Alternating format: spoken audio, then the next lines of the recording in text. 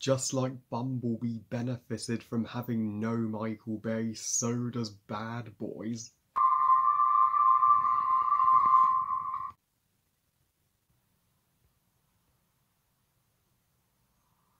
Before I begin today's review, I just wanted to say happy 22nd birthday to my awesomest sister, and I hope that she has the best day. She deserves it. And Bad Boys for Life, directed by Azul and Bilal, and is the third and final installment in the Bad Boys trilogy that started all the way back in 1995, 25 years ago now. Damn, I mean, it took them 2 decades and a half to make the Bad Boys trilogy. I can't think of any other trilogy that has taken that long to complete, but we're getting off topic. Back to the review. So, Bad Boys for Life tells the story taking place after the events of Bad Boys 2, where detectives Mike and Marcus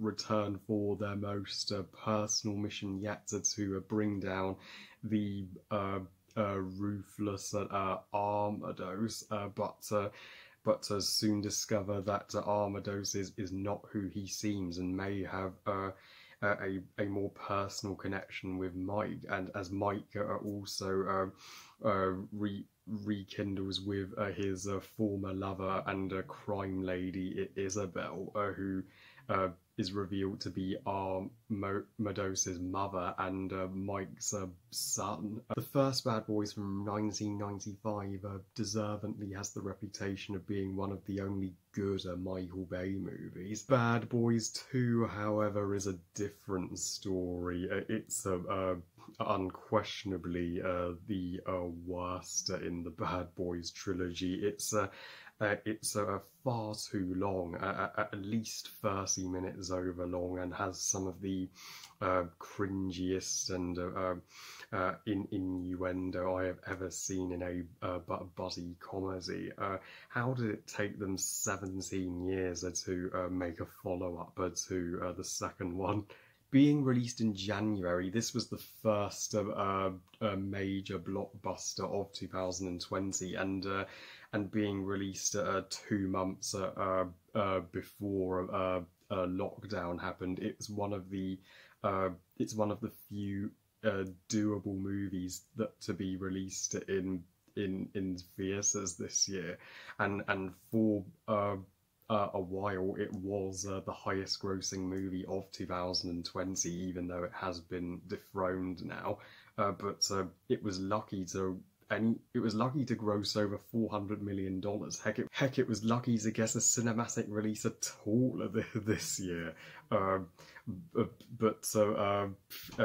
This is a trilogy that has existed for as long as I have existed. I was only just born when the first Bad Boys came out, and now being the 25-year-old man I am and watching the conclusion to this trilogy, how does Bad Boys for Life stack up to the first two?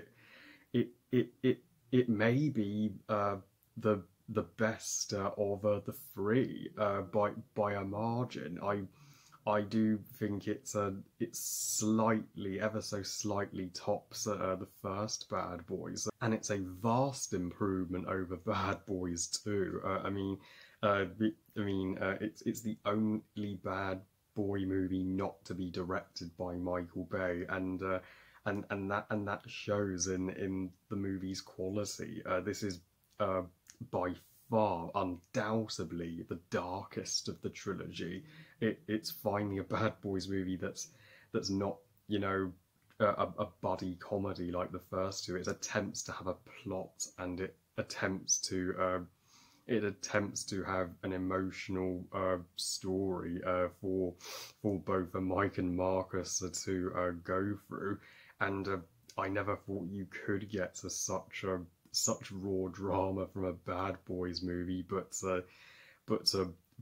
boy, is this movie badass, and it works spectacularly. And Will Smith and Martin Lawrence give their finest performances in the trilogy here. I mean, they just don't age. I mean, they were 25 years younger when they did the first movie, and they still look exactly the same as they did back then.